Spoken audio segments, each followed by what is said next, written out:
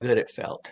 So I'm flying along and just feeling ecstatic, like some sort of cosmic orgasm.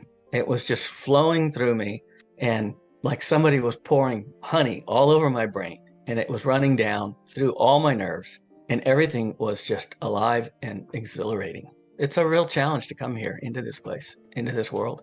So I'm flying along, and it's like, what was that? And it's like, I was like shaking my head saying, how in the world did I forget who I really was? How is that possible that I was convinced that I was this person and that I had all these relationships and all these issues? And because none of it was true, it was all an illusion.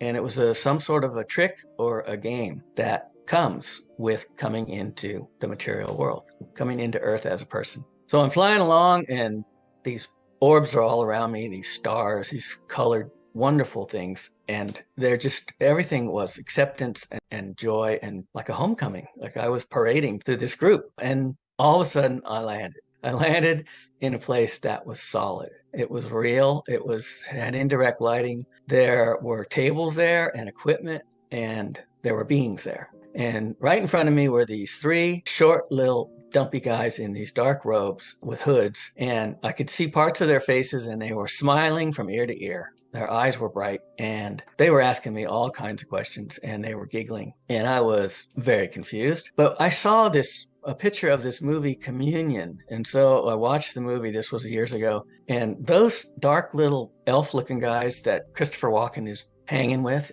in a spaceship or whatever they're portraying there, they looked exactly like that, except they were super good natured, playful, mischievous, and they had big smiles on their face, and their eyes were bright, and they were saying a lot of personal things like, how was it?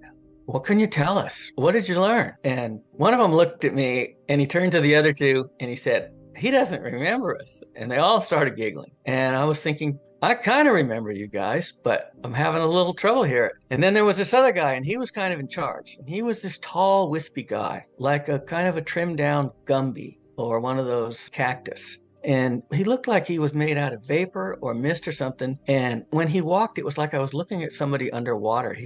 Parts of him were separating and then catching up. And he smiled from ear to ear. And he had the brightest eyes. So this tall, wispy guy, he was kind of in charge, but it wasn't like he was doing his job because everything was sort of mischievous. Everyone was just sort of bouncing around.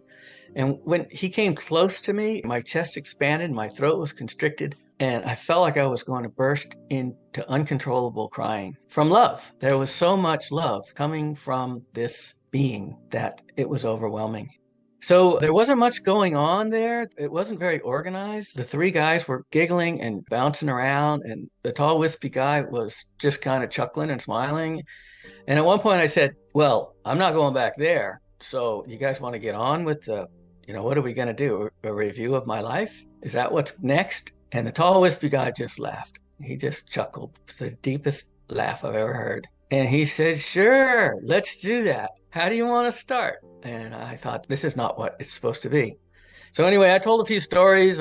Nothing, no big regrets. Just a couple of things. There was a park ranger job on an island. My wife wanted me to take it. We would have been on an island by ourselves for the summer, and I took this other job. I thought it would be nice if I would have taken that job, but that's the only thing that came up. And he said, okay, that's enough. Time to go back. And